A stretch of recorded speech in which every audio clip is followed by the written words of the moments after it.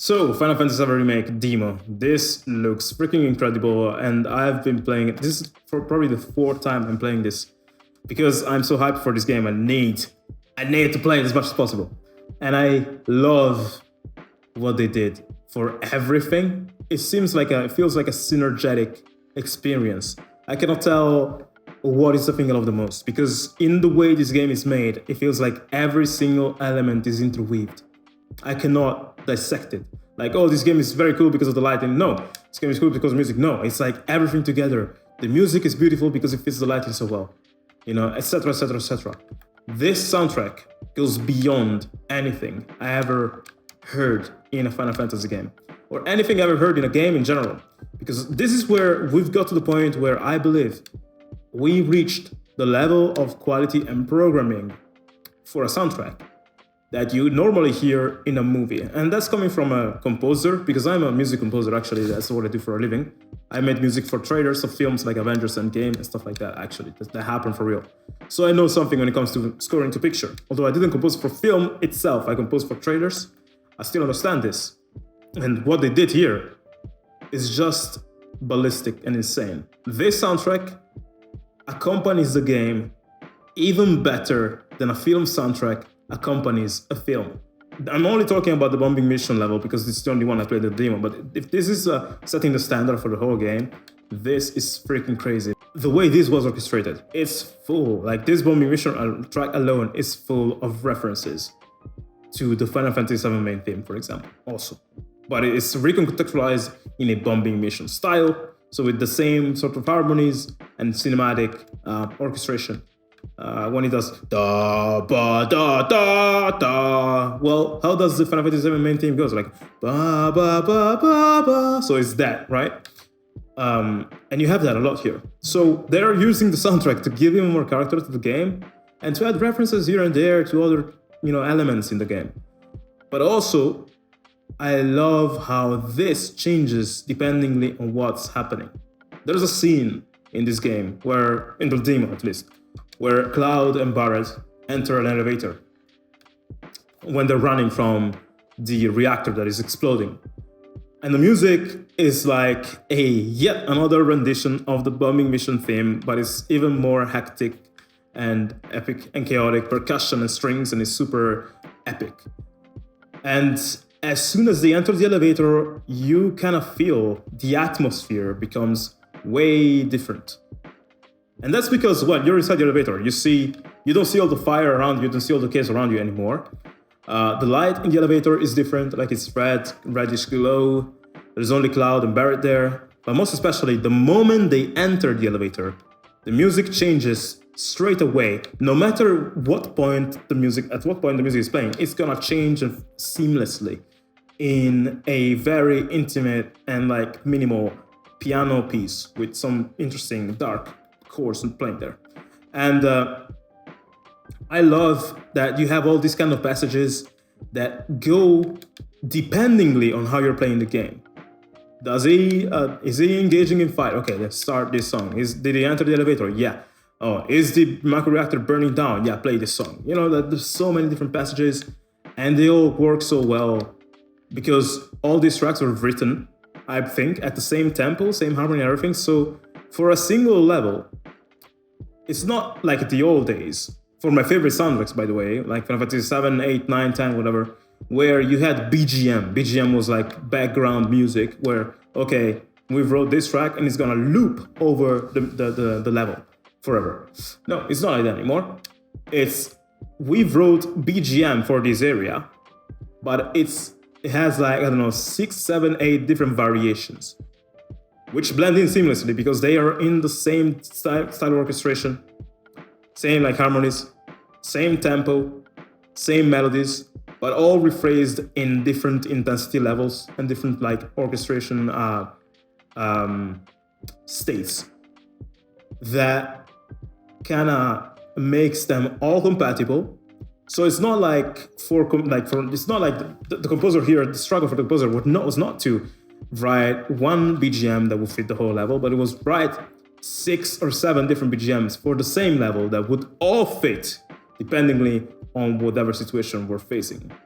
And they are also written in a way that is so freaking stylish and so elegant that it doesn't really steal the attention from anything else. As you're enjoying the music, you're also enjoying the visuals. Actually, they kind of marry and blend together because they are done in a way that nothing steals the show too much. Everything is cohesive, it comes together. It's like the perfect recipe where you just taste the dish and you cannot tell, oh yeah, this is the mozzarella and this is the tomato and this is, you added a sprinkle of pistachio. No, it's like everything is hitting you together. You just feel one single taste and it blows you the fuck away. This is how I feel about every single technical part of this game, actually. But most especially the music, because I'm a composer. And even though I'm a composer, again, I cannot really pinpoint, oh yeah, this is awesome because of the music and this is, no, I can tell you everything here is freaking awesome. Even the voiceover. Overall, despite technicalities, I have to say FF7 is my favorite because it's the first Final Fantasy game I ever played. And playing it in this fashion is so interesting. I am so glad they are doing it multi-part because after playing this demo, I realized, hey, there is no way they could have put this level of detail and beauty in the whole Final Fantasy VII story if they made it a single game. Either they would have taken 10 years to develop it, and not like Final Fantasy 15 where they took 10 years, but they also reset it 2 years before its release. But 10 years of full development for PS5 or something, or they are gonna give it to us like this, in multi-part, where every single part feels like a complete game and beyond. I actually believe this might feel even more complete than Final Fantasy 15 was, even after all the DLC updates. So I'm very glad about that. Also, as a diehard of Final Fantasy 7, I pretty much, if they tell me, okay, we're gonna make more games and give you more FF7 content, for me, that's just a win, because of course I want to play more FF7 stuff.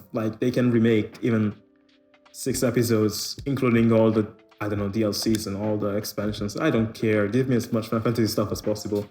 If it's done in this quality, I'm okay with that. And this is great for people who played it before, because it's so different in terms of gameplay. There's so many scenes, like Maximilian Dude has been talking about all the different stuff they're going to include.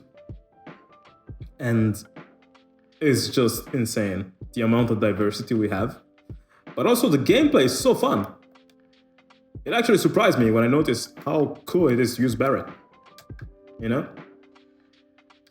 it makes me think, I wonder how Sid will play, how Vincent will play, how Tifa and everyone is so rich in terms of gameplay, in terms of story. It just makes me curious to replay this once again. And also, since it tells the story even more precisely and with more detail than the original, I believe that first-timers, at least for now, that's what I'm losing. I believe the first-timers to the saga, not only the series, but the saga, are going to have a good time with this one. And it is my belief that actually what's going to happen is that people who never played FF7, as soon as they play this remake, and they finish it on this is just part 1, and as soon as they finish that, they will want to actually see how the story unfolds before part 2 comes out. So what's going to happen is that sales for FF7 Remastered are going to skyrocket, I think, as soon as this one comes out. And that's what it deserves. I feel like everyone needs to, this game deserves all the attention in the world because it's just historical. And the fact that it translates so well, by the way, to this AAA modern format, just informs me about how much of a visionary game it was back in the day to work so well, even in such context. And about the story, this thing that you have terrorists, they're terrorists, but you have these guys who are trying, actually they're not. There's a whole there's a whole talk about Avalanche that needs to be made, but you have this team that is out to stop the world into running into this pollution of the Mako, which is the life force of the planet, which is being used for electrical energy. It's still, to me, relevant as a topic because it's like a metaphor for our world with global warming, with with pollution, the problems we have, it really makes you reflect. Or even the fact of people returning to the live stream after they die. It's a very philosophical concept that still feels very curious to me. And I remember, playing this game as a kid and getting all those ideas in my head, and I was like, oh damn, like what if it really is like that? What if all the souls in the world are actually connected and we just forget about that when we're born? And it's like, it reminds me of interesting movies like Mr. Nobody also. There was this similar concept. And I love this level of, philosophizing that fantasy games and movies have you do.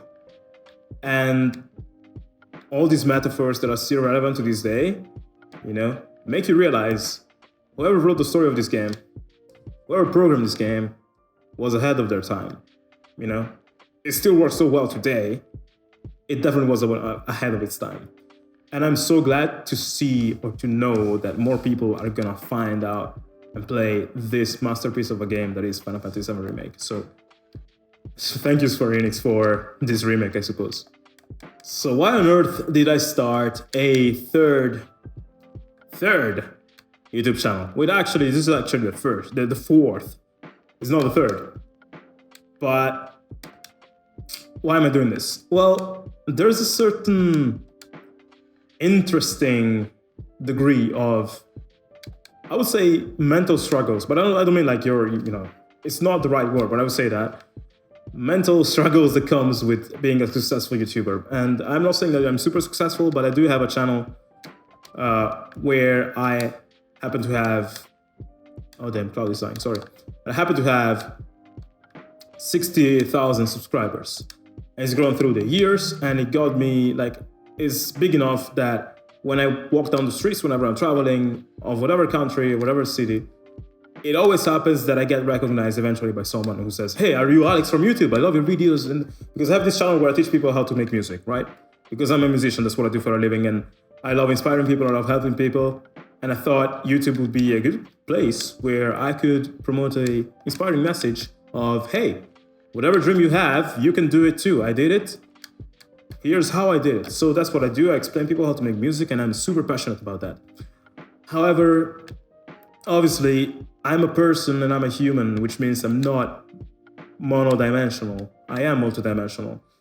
And what happens on YouTube is you have people talking about their passion, right? Like I'm passionate about music and explaining music, but I have more passions. Like Final Fantasy is a huge passion of mine. So what happens is that, well, on that channel, when it wasn't that popular, I could do anything, no one would care. That's where you start. Like, you are not very well known and no one cares what you do. No one gets offended if you do a type of content that they don't enjoy. But as you start to get more and more popular, like I did, you basically get to the point where maybe you make music and you teach people how to make music, but maybe you love Final Fantasy. So sometimes you make Final Fantasy covers. And people might start to be, weirded out by that. Like they're like, hey, I subscribed for orchestral music tutorials. I don't care about Final Fantasy stuff, so why do you make covers? That's not what I subscribed for. And you would argue like, okay, but what do you care what people think? Like, it's still your channel, and that's true. And that's why I didn't care for the longest part. But then, as YouTube being YouTube, there's been some algorithm changes, and basically the algorithm, you heard this word so many times, it's what's governing the growth of YouTube channels. It's what determines how many people are gonna see your videos. Initially, it was just determining how many people see your videos when they search for stuff, or how many of your videos get suggested to people. But as YouTube went on, it started to determine if your subscribers would even see the videos you uploaded. Now we're at a stage where being a subscriber to your channel doesn't mean that people are gonna see your videos. They will if the algorithm decides so. And how does the algorithm decide so? Well, depends. If a person has been ignoring your past uploads for a bit too much, then the algorithm believes that he doesn't want to see your videos anymore, so he doesn't show the new videos to that person.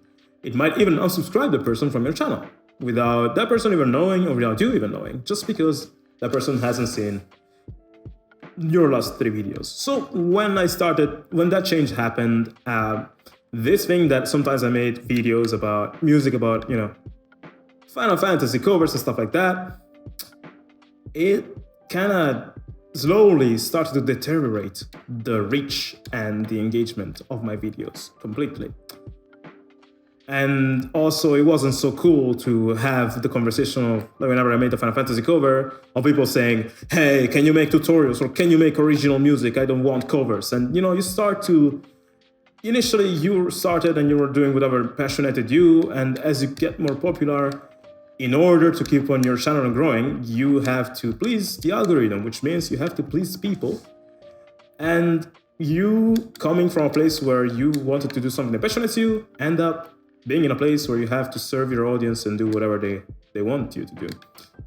And thus, you cannot become a slave to an audience. Now, I'm not complaining, because this is much better job. It's a much better job than actually, I don't know, flipping burgers at McDonald's, or doing a job that I hate. Like, you know, I'd love to make tutorials, I love to make music. But again, I'm multidimensional.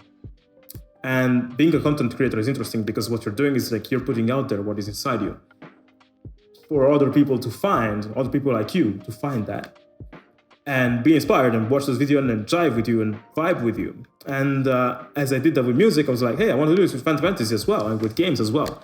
So eventually I was like, I don't want to hurt my channel anymore. And I don't want to fight with my audience all the time that I publish the Final Fantasy stuff, and I don't want that to underperform. So what I'm going to do is I'm just going to create a different channel. One where I'm going to be followed by people who are into video game music. Because what I'm going to post there is only video game music stuff. Thus, people will subscribe for that thing only. And when I will release video game stuff, it's going to do well for my algorithm, and it's going to do well with the audience.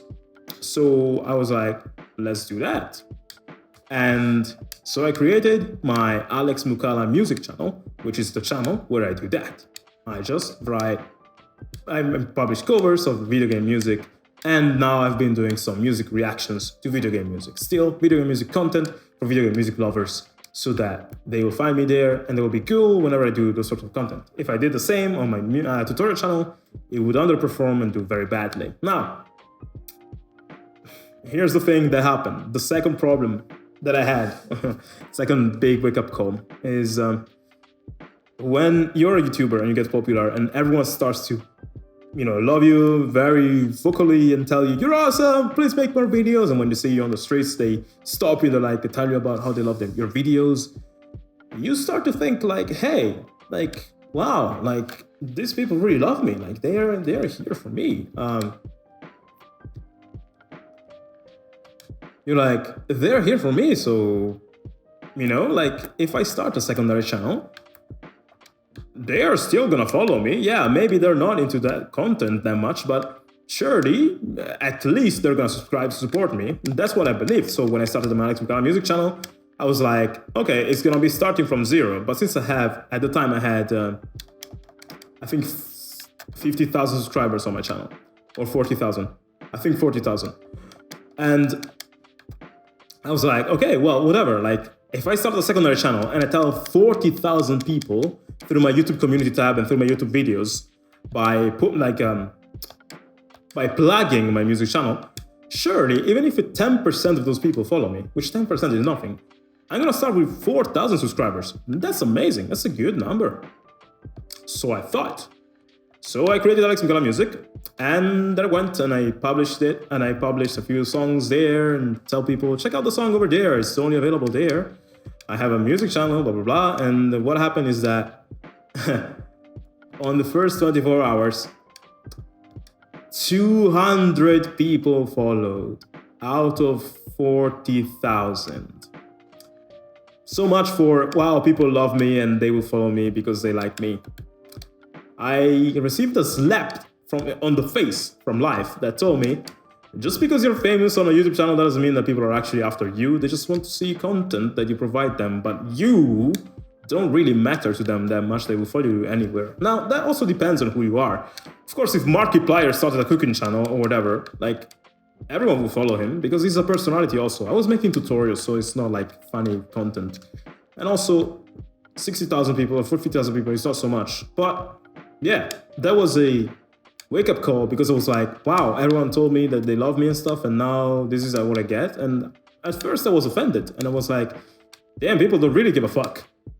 And then I was like, yeah, people don't give a fuck, because like, but that's normal. Like, imagine if you go out with your friends and you love them and you love hanging out with them because you both like Smash Brothers and Magic the Gathering, and you are gym bros, so you also talk about the gym and you talk about girls. What if one day your best friend stops loving Smash Bros, stops loving gym and girls, and you don't have any common interest anymore? Well, are you gonna hang out with them as much? Maybe you would do that in service of your friendship, but it wouldn't be the same anymore. Unless you can find common interests. It's very unlikely that is gonna happen.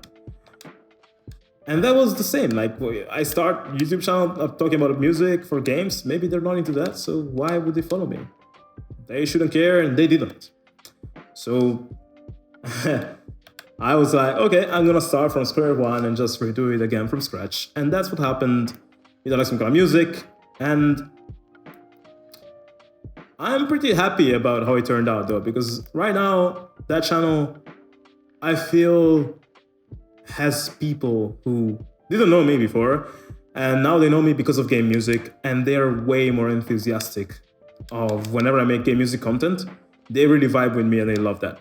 Compared to before, when I was on the other channel, and I still have the other channel. Well, on the other channel, I only make music educational content. But before, when I published video game content on the other music channel, I almost had to apologize for that. It was like, oh, sorry guys, I know it's nerdy for this music and you don't care, but here's something I love. But now, because I'm on a channel that has an audience that I built precisely for that, and those are my people when it comes to video game music, when I publish stuff there, I don't have to apologize. I actually get celebrated because of that. So the YouTube thing, the struggle that I have there is sort of like the struggle you might have when, I don't know, you go out in a group of friends, but you don't really belong there, and you feel like you have to hide your nerdy self, hide your nerdy whatever hobby you have because they wouldn't understand. So you feel like you're apologetic and you're like, oh, sorry guys, I'm awkward. My advice for you, if you find yourself in that situation, be it that you're a YouTuber or you're a person in a friend group, is like, just find a group of friends, like work on setting yourself in a way where you can attract the people who are into the same stuff that you're into.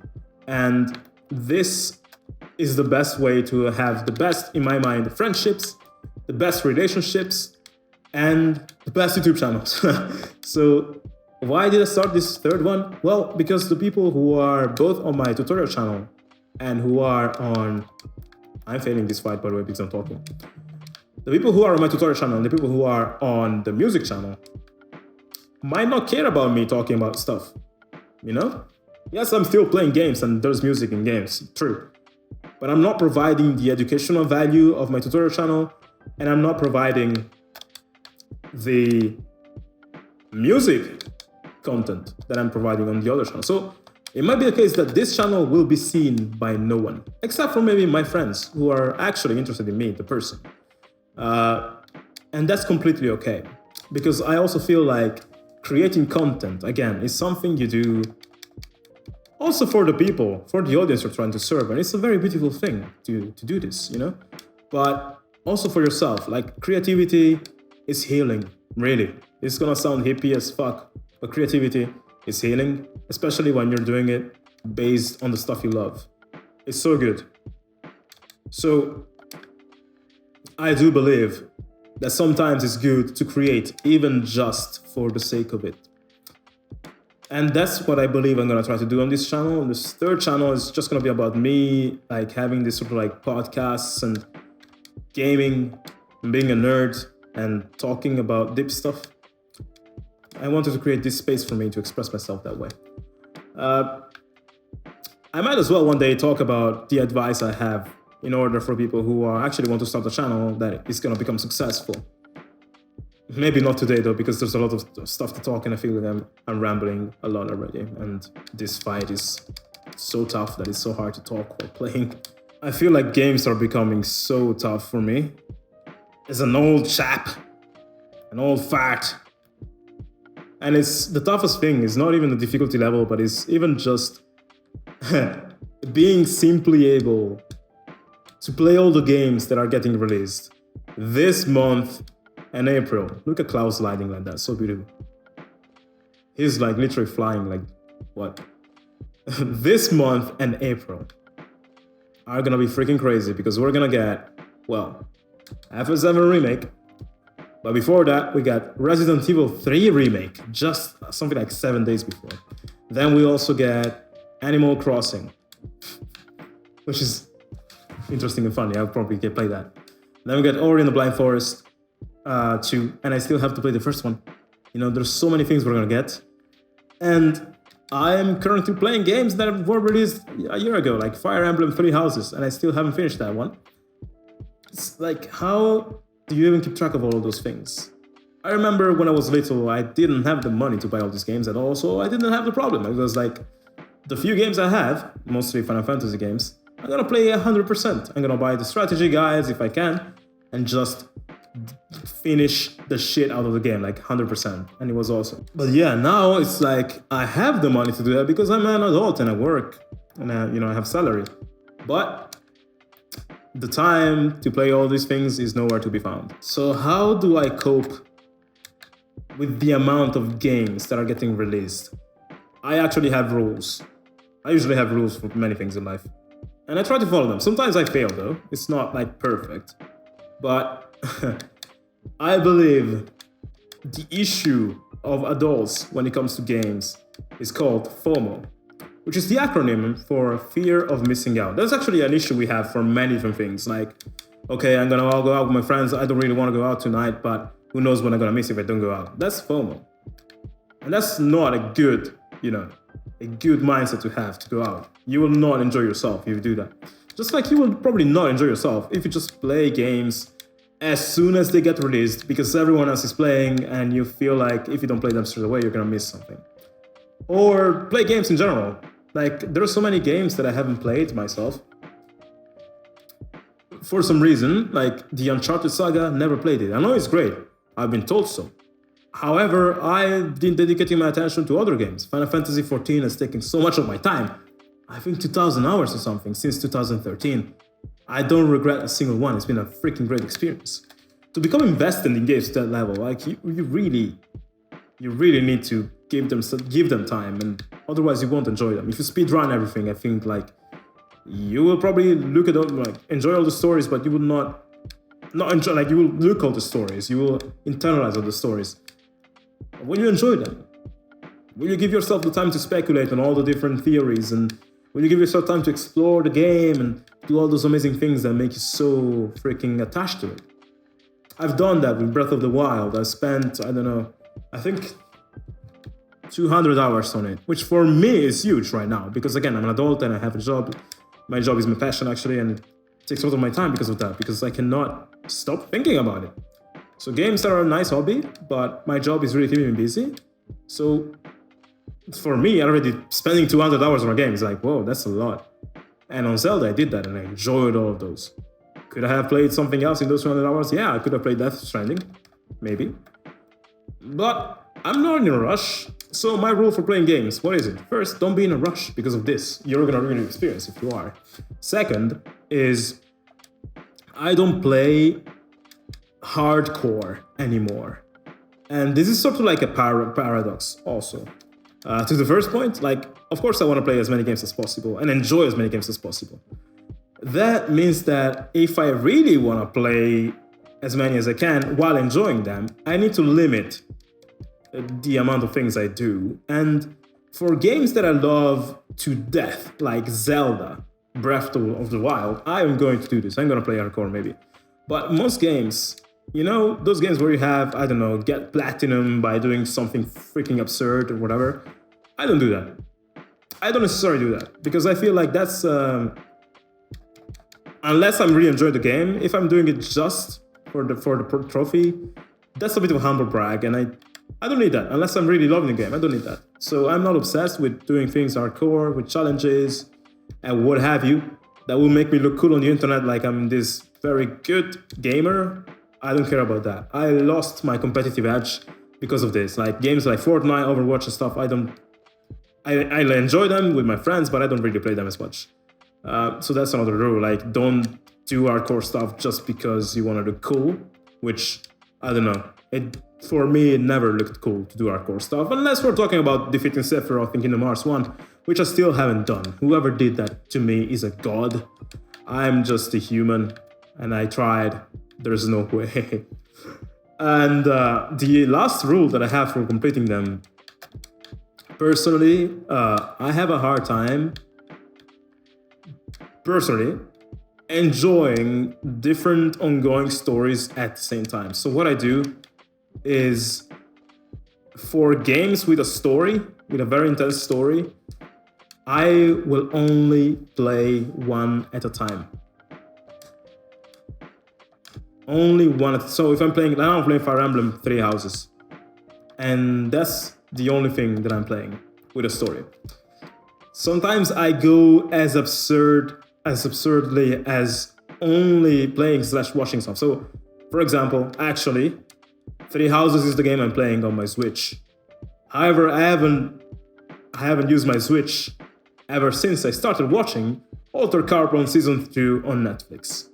I want to have my leisure time completely given to Altered Carbon Season 2 for when it comes to stuff that has a story and important narrative that I need to follow. And I will do that until either I finish Altered Carbon Season 2 and then I switch to something else, or if I want to switch to something else before I'm done with it, I will stop at a moment that is very peculiar enough for me to remember exactly what happened before. So in Fire Emblem Three Houses, I stopped right at the time skip. You know, when you have a plot twist like that, you're like, okay, I stop now. When I'm gonna resume, I'm gonna remember exactly what happened, because there's no way I'm forgetting this. All the path is still gonna be there. And thus, it's a very beautiful way to, like, you know, it's sort of like a relay race between stories. That's what I do. I don't understand how people can watch multiple things at the same time, but maybe I'm just a person who just has too many things going on and I cannot really give my attention to multiple stories beyond my life at the same time. So yeah, those are my rules. And now in saying this, I feel like if my 16-year-old self watched this video and knew that person that he was watching was gonna become him, like he was gonna become that person, he would facepalm himself in the head so fucking hard, because I feel like a very old fart by saying, hey, I only play one story thing at a time because I cannot keep up with the stories. It feels so bad, but really, guys, like, I don't care. I just want to enjoy these things as much as I can possibly do, while also working at my craft and my passion. And that's the way I found